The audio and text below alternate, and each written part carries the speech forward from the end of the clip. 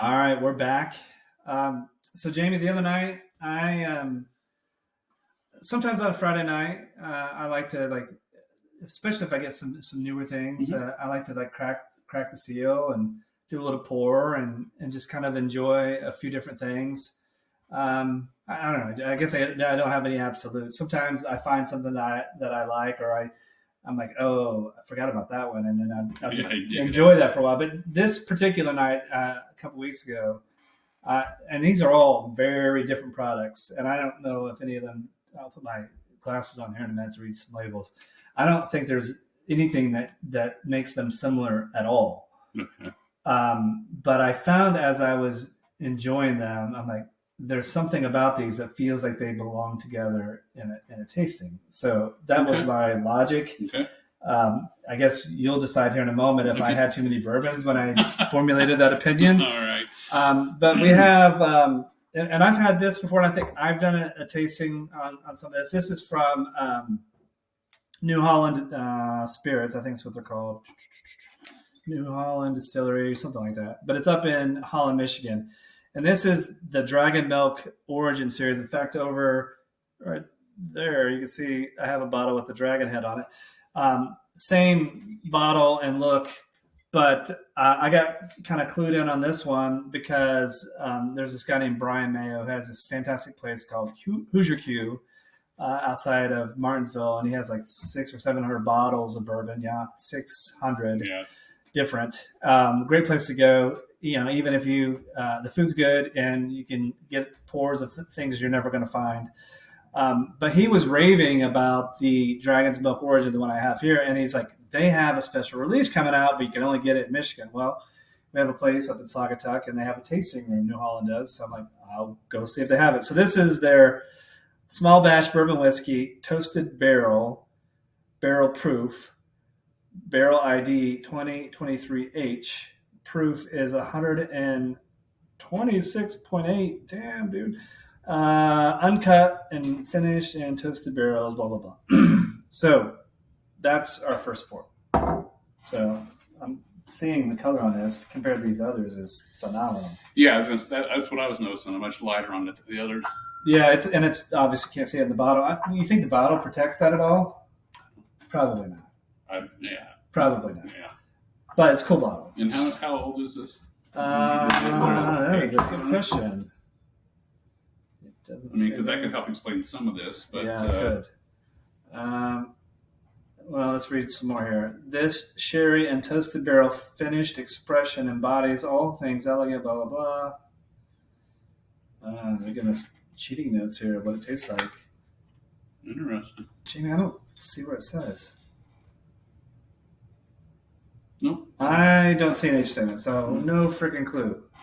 I don't know if their other one has one either. That says aged 5 years. Okay. This one doesn't say. So age unknown. Yeah. Okay. All right. But anyway, this is the Dragon's Milk Origin small batch toasted barrel, one of their special releases from 23. Color is phenomenal. This is really dark. It is. I don't know if you can see that very well, but it is really dark. To put it in comparison, I mean, it's quite a bit darker than that one. It is, yeah. So it's rich. It is rich. It's almost like there's like chocolate, a little bit of chocolate on my nose for me. Molasses a little bit. Yeah. And these two have been sitting down here for a good 30 plus minutes now, so they've had quite a bit of time to breathe.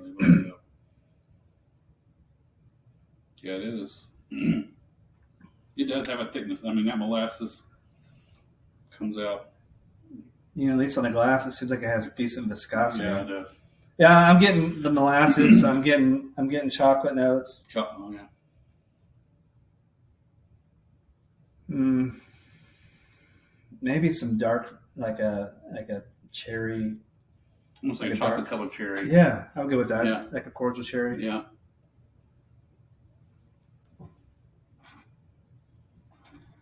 Ooh! All right. Proof's there. That's good, though. It's really good. I should have looked at the order in which I was doing these, but I probably should have given you a heads up. I think all these are proofy today. Man, that's good. It is, and it does have a baked goods taste to it. Yeah. Which is interesting. I mean, like a baked fruity, and I know we saw the card a little bit, but it does have that comes through a little bit. What I didn't read to you that's on the card is it says distinct tasting notes, pastry edges, baked apple. I don't really get apple. Toasted bread. Candle smoke. I haven't eaten a lot of that. But, I haven't either. Marzipan, which is like an almondy, almost cherry type taste, and toasted bread. Yeah, there's definitely a baked.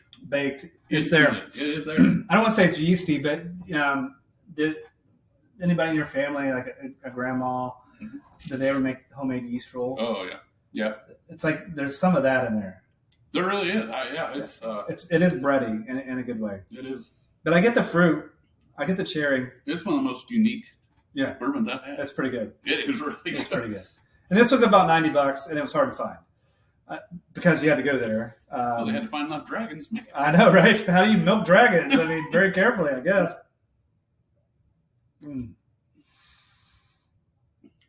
Don't feel the pressure to kill it all. Okay. We've got a couple other things we're going to dive into. So that's the Dragon's Milk Origin Small Batch Bourbon Whiskey, Toasted Barrel, Barrel Proof, Barrel ID 2023H. I think the other one I have upstairs has a different barrel. So I think they had 3 or 4 different expressions that they offered. I got everything they offered. They just didn't have much left by the time I went there. Yeah, I believe that. They had one that was aged in like honey barrels or something like that. Interesting. And I tried it because they didn't have any bottles. Was the sweetness too much? It was pretty sweet. Yeah, okay. That's what I would think. All right, this next one is probably a distillery you've never heard of, and I'm guessing very few people watching have heard of. Did you steal it? It says marked not for resale. So that's awesome. So. Well, I don't know, because I legitimately purchased this. So this is Rotten Little Bastard. Yeah. Single barrel Coosa cut straight bourbon. That's just the name. It doesn't mean anything. Straight bourbon whiskey, aged 2 years. Made with care in the South Carolina Low Country in Beaufort, South Carolina. Barrel strength. So we're at 124.9 proof. It says bottle blank. And it says... We're going to say 1 of 1. Not for resale. So I promise you, I did purchase this. I don't remember the mash bill.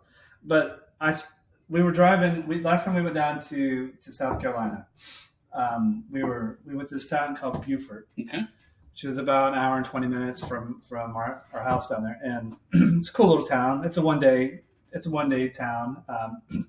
But driving back on the highway, we passed this building, and it was getting dark. It was a little rainy, but they had the garage doors open, and there was this big shiny still.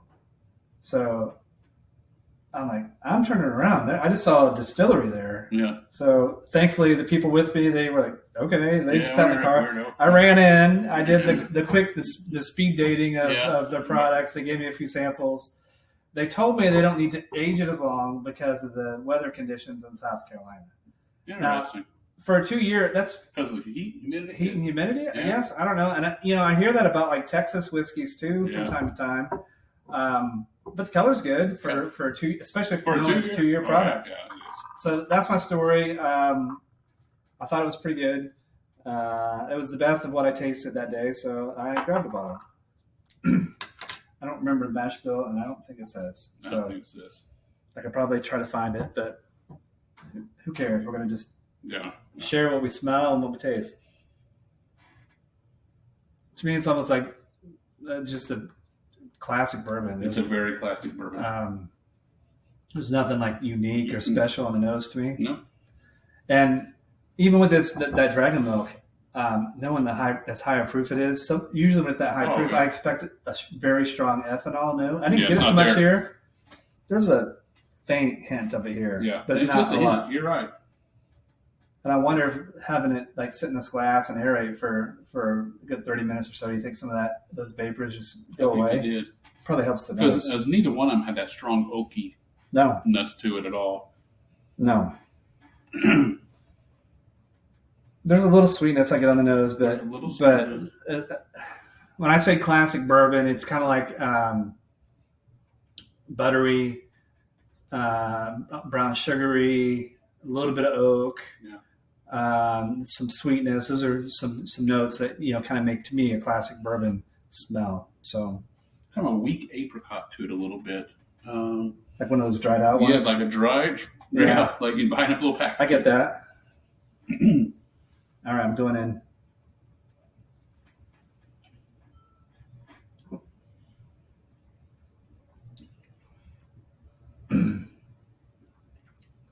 I like this one a lot. Yeah, it's really good. The heat takes a minute to hit you. Yeah. Because it didn't hit you in the front, it doesn't hit you in the back. It's just after it sits there a second, and then it comes back. Yeah. But it's very smooth. I mean, it's so smooth for 120 whatever proof. So this could get you in trouble on a Friday and Saturday night because it is, for the proof, extremely smooth. You could be knee deep into God knows what real fast. It is. Of the bourbons that I got that in 23, and I don't know that I cracked it before I might have had a pour or two at the end of last year. Okay. Had I had it earlier in the year last year, it probably would have been one of my top bourbons of last year. Yeah, it's really good. I mean, it's one of my favorites. For something I have never even heard of. 2 years. Yeah. So I don't know where you can get this, but again, this is Rotten Little Bastard Distillery. So they have a whole story. I won't bore you with reading it. You can look it up if you're interested. But the reason I'm going to let the cat out of the bag, I feel like as I was sipping on these the other night, there's a similar flavor profile. So I felt like there's similarities. There are similarities. Like some of the tasting notes. Like this one had more cherry. This one maybe a little bit more apricot-y. Yeah. But the pit fruit. The pit fruit is definitely there. Neither one of them so far have a strong oak to it. They don't have a high. No, but there's a little bit there. There's just enough. And I mean, for something that's so vastly different. And Michigan and South Carolina. That's right. Yeah. So, and we're gonna split the difference and go with some good old Kentucky here in a minute. But yeah, it's they do have a very similar profile when you taste it. So, like I said, I like the cat out of the bag. But the third in this particular pairing is a good old Maker's Mark. I actually read something recently. This is probably all marketing BS, but Maker's Mark is the #1 bourbon, blah, blah, blah, in the world. But I have noticed they've been pushing a ton of stuff out there. So here's what I got. This is Maker's Mark Wood Finishing Series 2023 limited release. This is their BEP. I can't remember what it stands for. I'm not going to read the tasting notes. I should hide it from Jamie. This is a little bit lower on the proof. We're at 110.7. Okay. Ooh, stave details. 10 virgin toasted American oak staves. Whatever that means. Okay. I actually had this. So this is here, I'll read the back. It was 2023 Wood Finishing Series release. We're showcasing the influence of our unique 110 barrel entry proof. So BEP, barrel entry proof. Okay. I actually had a BEP. It was a couple years ago when we were visiting Bardstown, and Talbot Tavern is a really cool place to go. You got to go there.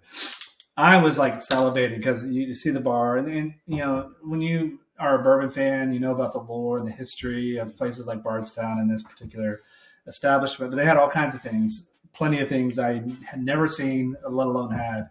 And this kid was the bartender, and he was probably 23 or 4. He wasn't super, but he was like my bourbon guide for the night. But he poured one of these, and I was like, that is good. And I said to myself, if I ever find one, I'm getting it. Yeah. And I think I got this at that crazy store in Cincinnati, Jungle Gems. Jungle Gems, yeah. That place is nuts. Everybody, I heard people talk about how awesome it is. I'll never go back there. Now the bourbon selection is okay. Okay. But it is a madhouse. If you go there, go like at like 1 p.m. on a Wednesday, because don't go on a Saturday. It was nuts. But anyway, this is the Maker's Mark.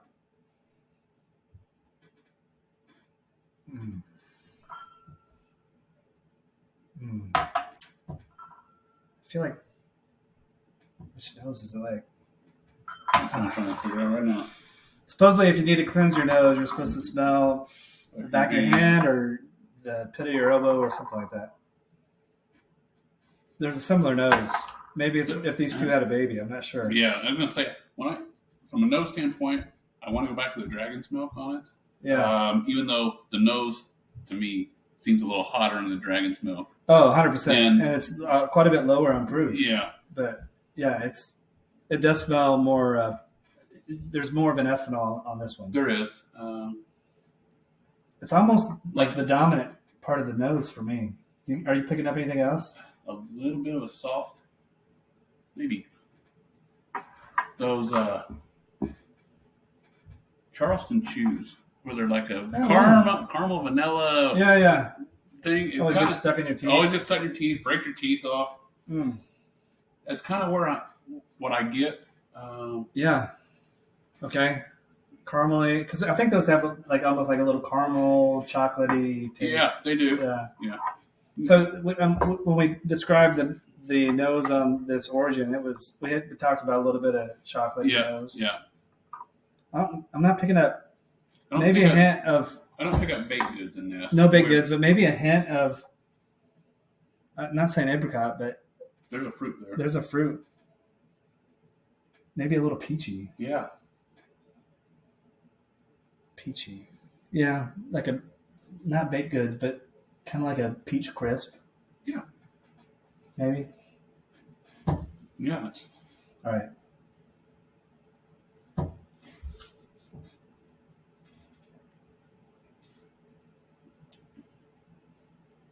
It's like an enhanced Maker's Mark. See, I don't usually like Maker's Mark. Yeah. This is really good. It is really good. See, that's what I think. I think this. And there's spice there. Almost. It kicks me in the. It does. Ear. It's a back end. It's almost like it's very. I think it's. I don't think there's anything special about the mash bill, and if I remember, Makers are wheaters, right? Yeah. Yeah. So I don't think there's any rye in their mash, if I remember. I don't think there is. But this drinks like a rye, high rye. It does. It's. I know you tasted like a cinnamon in one of the others. Yeah. I get like a strong cinnamon. That spice to me is like a heated baking spice, and I just keep going back to cinnamon. But yeah, I mean cinnamon is definitely a predominant baking spice. Yeah, and there is. I don't think the nose and the taste match on this one either. They don't know. Yeah. That's good. Usually, I'm not. I mean, if you poured me a Maker's Mark and offered it to me, of course I'm going to drink it. Yeah. I'm polite. Yeah. But I don't generally grab the Maker's Mark. And I think the reason why I don't grab it is because I think it's watered down. Whereas this brings the proof. This is really good. So this is really good. And again, I don't think it was crazy. It was just hard to find. I think it was north of 60. Mm-hmm. South of 90, I think. Yeah, they released a lot of different. They went crazy. Special editions, and they're extremely difficult to find. Mm-hmm. I mean, because what is the run on this? To say how many I don't know barrels they do on this, but they're limited edition. That's weird. I got a Buffalo Trace taste that time. That's interesting. But that would make sense. Buffalo Trace is a wheater too, right? Yeah.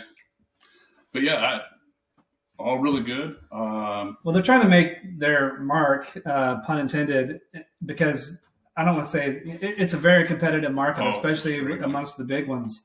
You got the Buffalo Trace, the Old Forester, you've got the Jim Beams and the Woodfords. You got to stand out. So you have Wild to Turkeys. Separate yourself. They're all duking it out. But I think sometimes I hope this year is a little bit different in the bourbon world, because I think what I saw on 23 is some of the things that came out were a little too cute.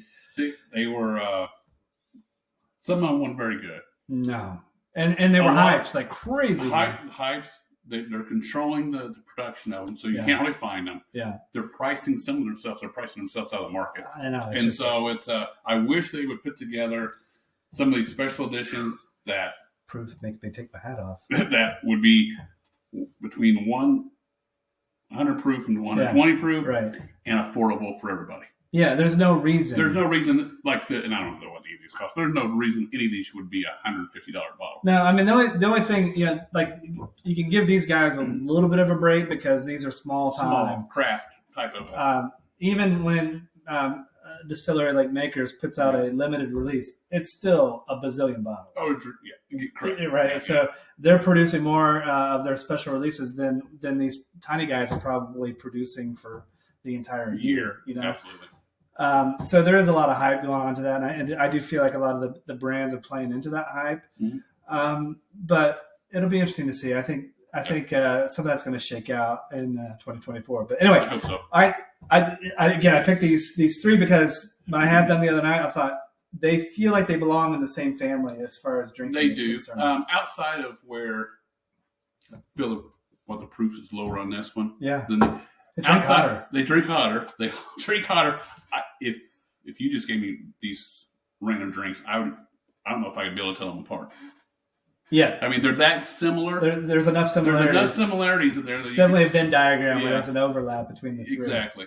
So, and again, we got Michigan, we got South Carolina, we got a big boy down in Kentucky. Yeah. So, pretty wide variety in where the origins of these different things. So, and this one here was bought out of the back of somebody's van down by the river, apparently. So close enough. Some rotten little bastard. All right. Any other thoughts before we wrap things up today? All really good. All right. Good stuff. All right. Thank you all. Thank you.